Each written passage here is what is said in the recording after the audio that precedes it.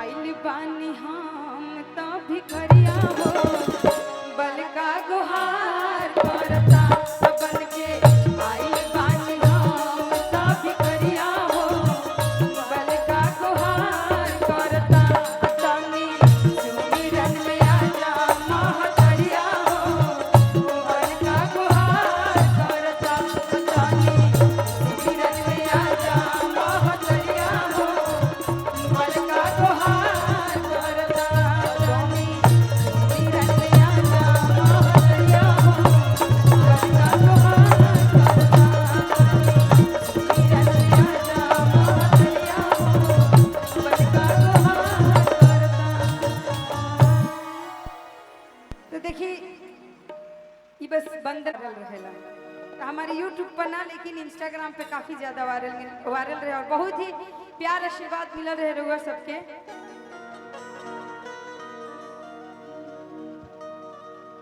कि हमरा कमरा में साड़िया पहनावे राजा जी कि हमरा कमरा में साड़िया पहनावे राजा जी दिलवा के कारा से लागल बा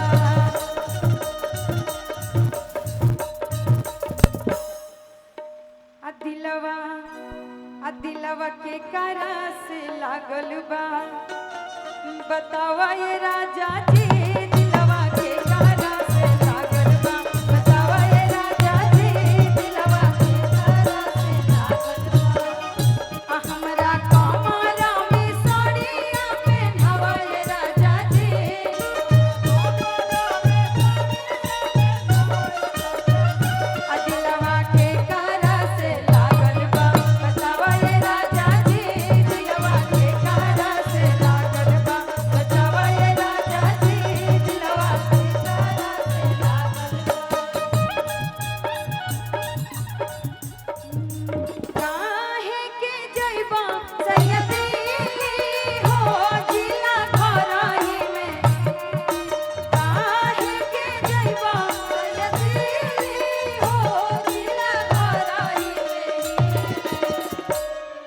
अरे जमन जमन मंगबा तवन मिली हो ये लाइन हर एक मेहरारू के अपने मर्द से शिकायत रहेला कि कतनो तो इंग्लैंड बेंगलोर चाहे दिल्ली बॉम्बे जा लेकिन तहरा जाए के नहीं तू जवे रहा हमारा नजर के सामने अरे जवन जवन मंगबा तवन मिली हो जिला घरही मेरी जवन जवन मंगबा तवन मिली हो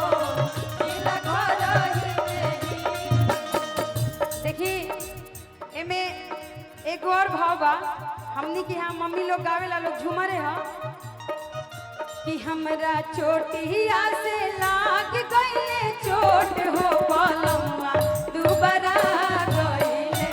हमरा चोटिया से लाग गईले चोट हो पलमुआ दुबारा गईले।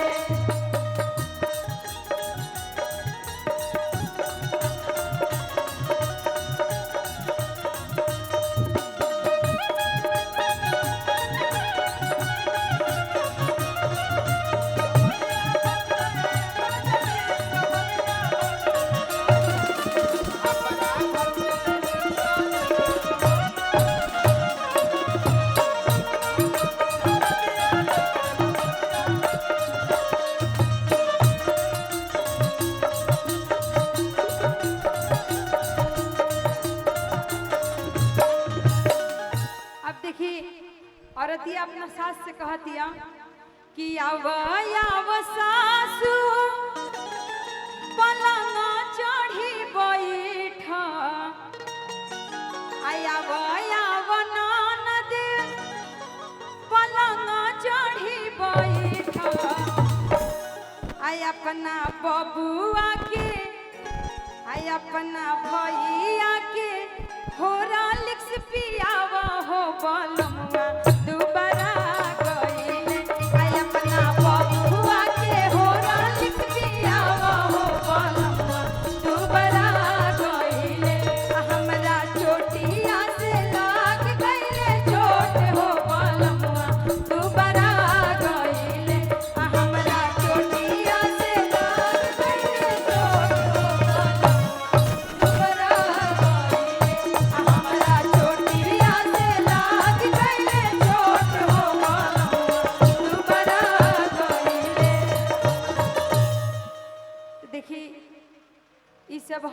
पहले जब दुआरे बारात लगेला तो रउआ सब सुन ले होखम जब बलियों में गावले जाला कि आपन खोरिया आज के जौन फंक्शन बा समझी मनोजी चाचा पे बानू मनोजी चाचा की कार्यक्रम हो तो समझी कि मनोजी चाचा एक कार्यक्रम करवाओ तनी शादी ब्याह बा अपन बेटी के ब्याह करो तनी तो वही में जब दुआरे बारात लगेला तो गावल जाला कि आपन खोरिया बाहर आए मनोज पापा आया अवतारी दूल्हा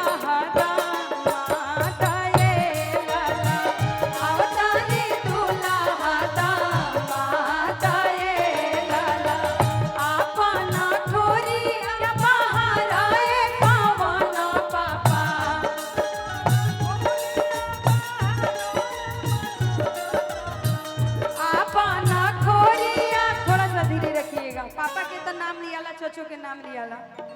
अब देखिए भाइयों लोग के नाम लियाला नो तो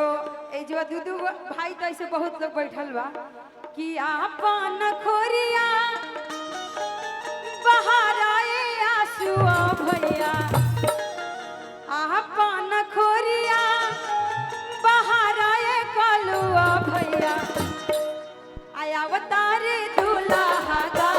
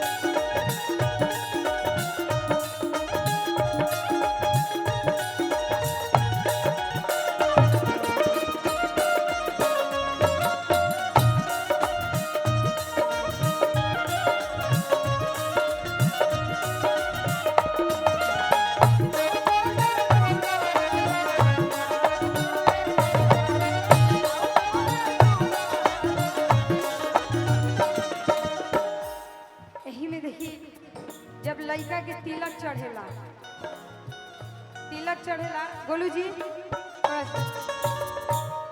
तिलक चढ़ेला तो हमनी के यहाँ पहले इ तो लड़की के जब दुआरे बारात लगेला तब गवाला तिलक चढ़ेला तो गावल जला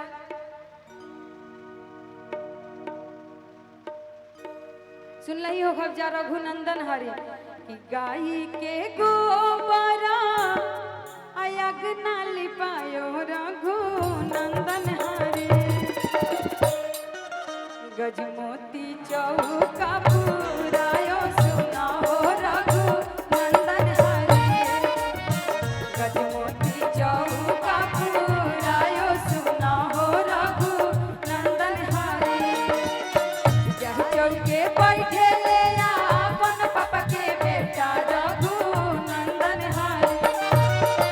जह चौके बैठे ले अपन पापा के बेटा रघुनंदन हरे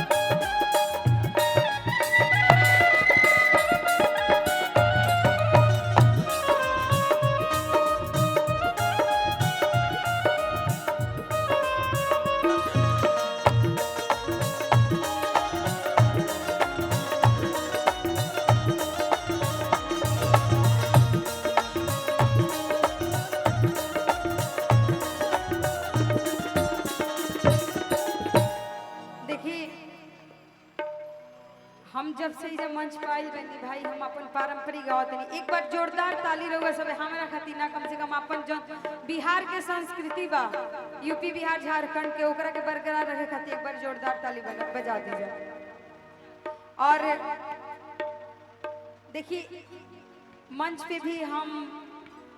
बहुत सारा ऐसा पारंपरिक गीत गईले बानी जाना में मंगलो गीत गावल जाला, ठीक बा। मंगल गीत हम बाद में गाई। एगो गाना हमारे बहुत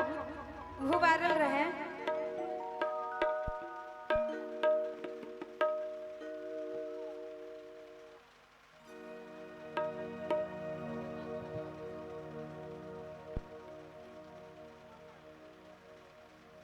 कि ऐसे हयारा जिला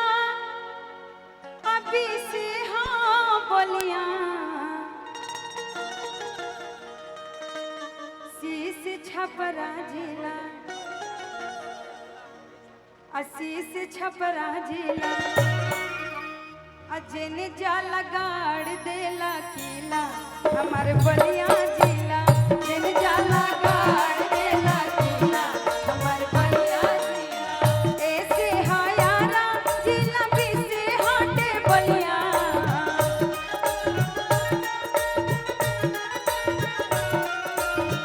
ऐसे हयारा जिला भी से हाटे बलिया, शीश छपरा जिला, शीश छपरा जिला, जन जाला गाड़ देला किला, हमारे बलिया जिला, जन जाला गाड़ देला किला, हमारे आरा जिला।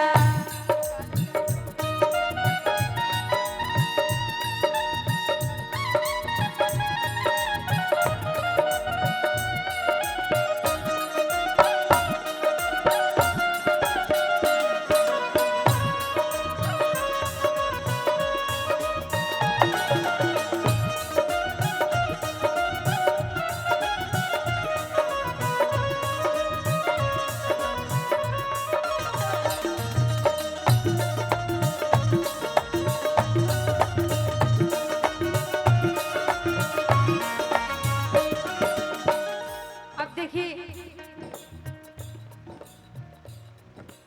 ये अंतराल में सभी ध्यान से सुनब जा। अभी जस्ट हम आईनी है जवान किशन कांत भैया जी से हम कहानी है कि भैया ये पर तू अंतरा बनवा दी और भैया के ही ये अंतरा लिखल है जौन की सनी पांडे जी गईले रही कि बागी बलिया पे गीत काफी ज्यादा वायरल रहे। यही जाके लोग सब रहेले गुमान से, हो रहेले गुमान से, बलिया बागी हम कहिले हो शान से, कहिले हो शान से, हो कहिले हो शान से। यही जाके लोग सब